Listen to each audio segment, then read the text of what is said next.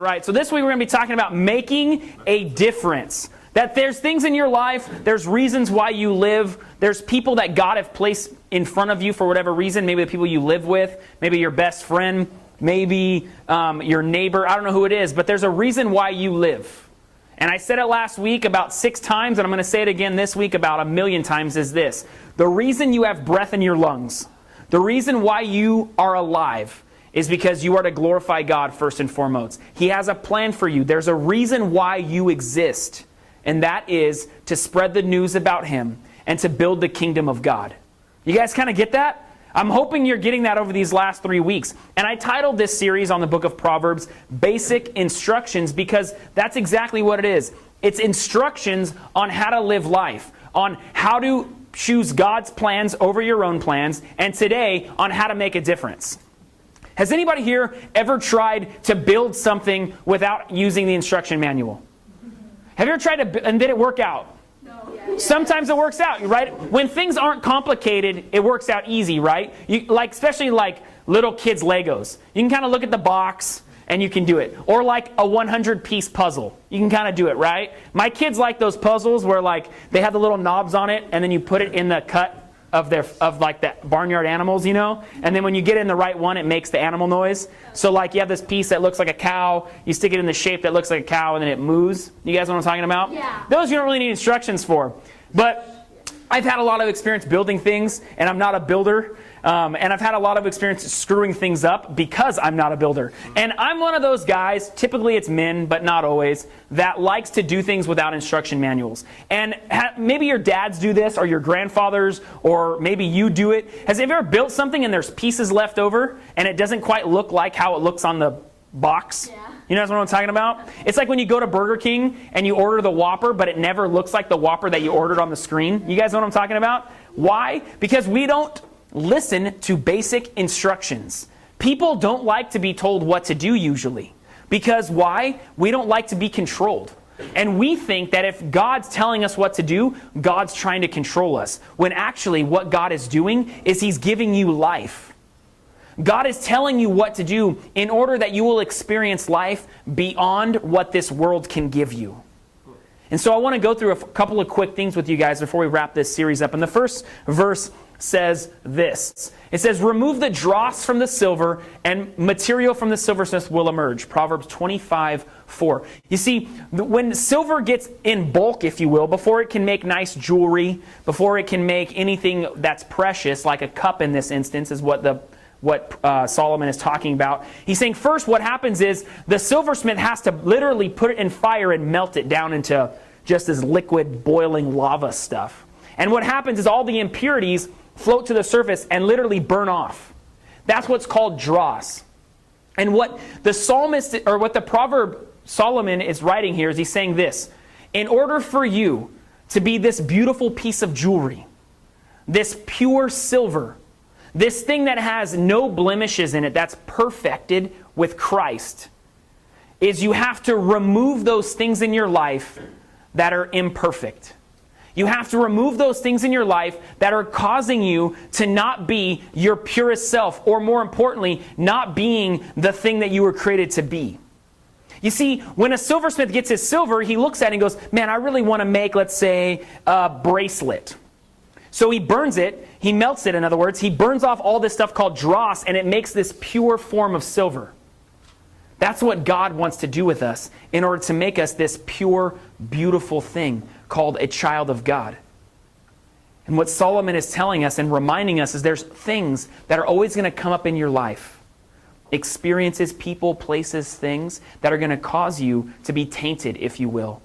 To not be living out your potential, to not being that person that you've called to be, or just because other people are looking at you wondering, how can I interpret God through them? And Solomon says, get rid of all of the crap in your life so that you can be used to make something beautiful. Jesus says it in John chapter 15. He says, allow me, Jesus, to cut off all of the dead brokenness of your life so that you can be this beautiful vine that I've called you to be, so that you can produce the fruit that I've asked you to produce. Get rid of those things in your life that don't need to be there. Get rid of those people. Get rid of those things that are causing you to not be the person of God that you were born to be. Check out the next verse, please. If your enemy is hungry, give him bread to eat. And if he is thirsty, give him water to drink. Proverbs 25:21. In other words, this, help out everyone, not just your friends. You know, Jesus says the same thing to the disciples. He says, you know what I want you to do is when someone asks you for a coat, what are you supposed to do? Give them your coat.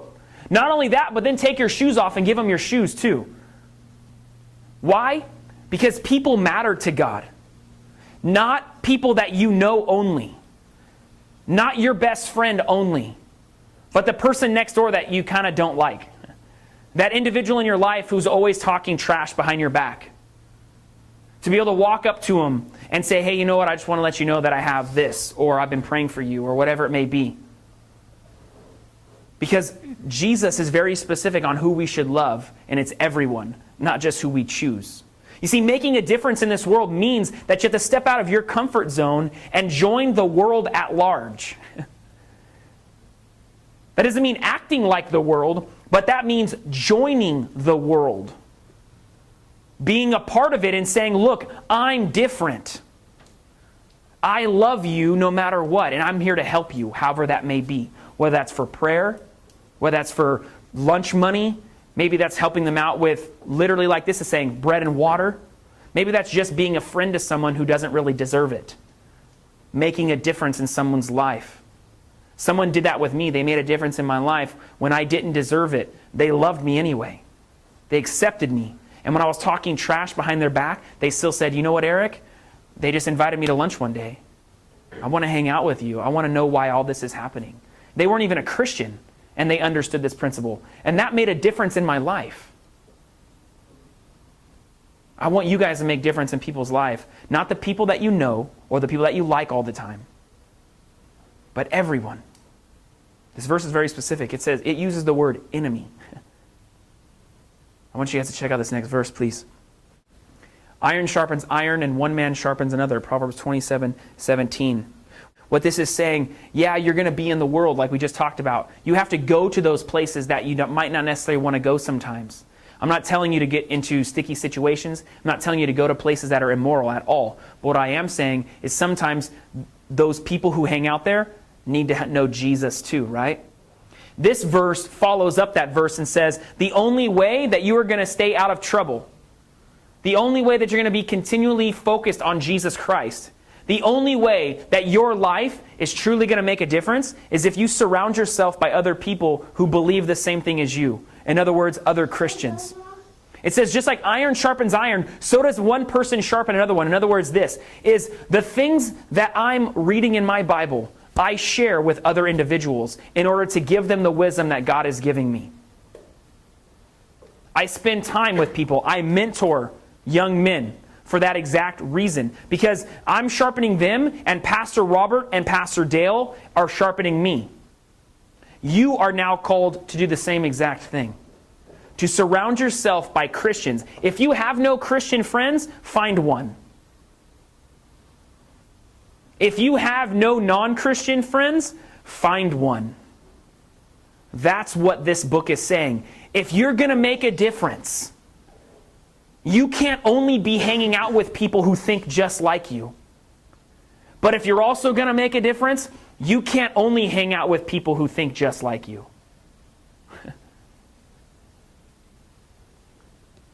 You got to step out of your comfort zones. You got to allow people who might be different than you to come into your club so that you can change their life and you can introduce them to Jesus. And so that those people who already know Jesus can go deeper in their relationship. Let's check out this last one. Proverbs 27:19 says, as in water, face reflects face, so the heart of a man reflects the man.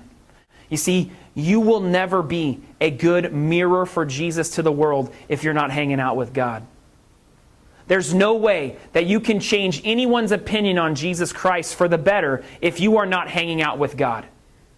You see, just like when I look in a mirror and I see myself and go, man, I look really good today. Does anybody ever do that?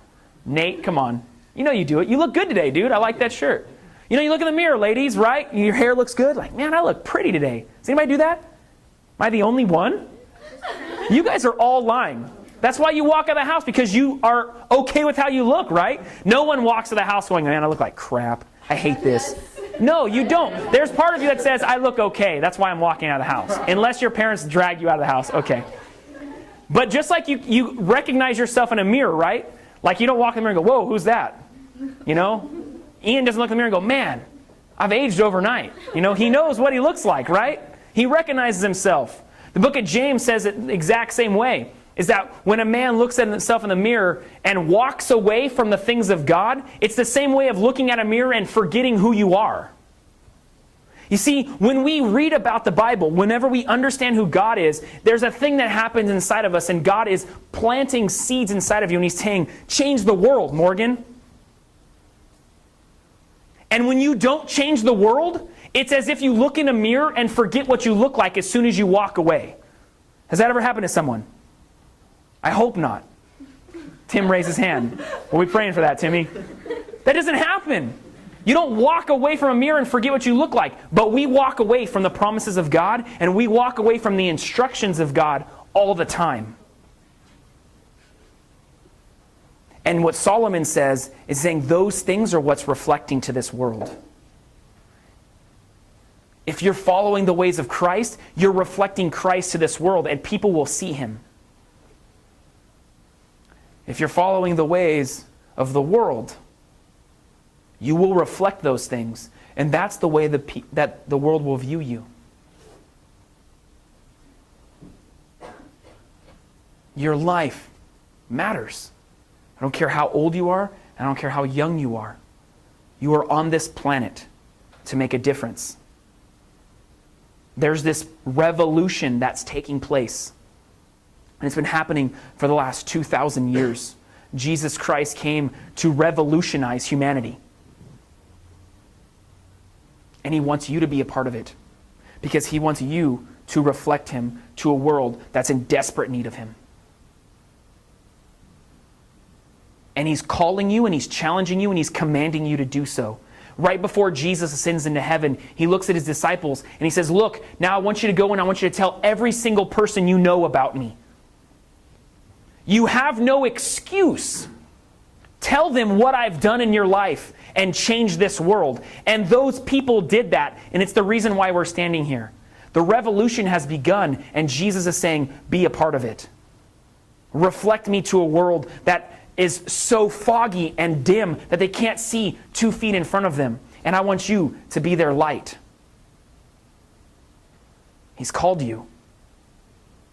There's no option. You matter. You're worthy. You are worth it. And Jesus says, now go do it. I want you guys to bow your heads, please. And I want you to be reminded of what your call in this world is for. Why you breathe. Why you live. Why you are placed in the place you are. The people that are surrounding you, the school you go to, the things that you're involved in. Jesus says, reflect me and allow me to work through you. Because just like a man looks at himself in the mirror and then walks away and forgets what he looked like, so is the person who hears the words of God and does not do them. James chapter 1.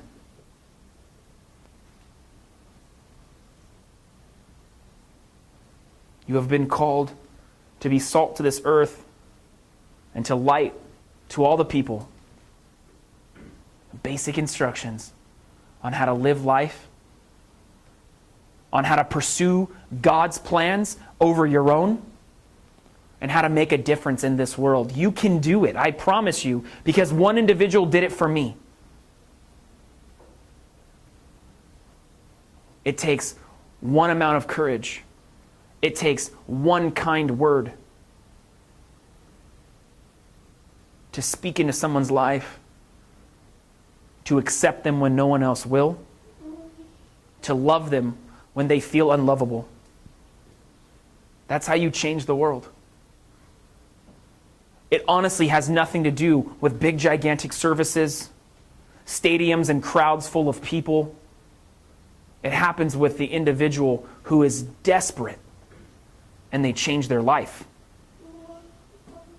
You all are capable of that.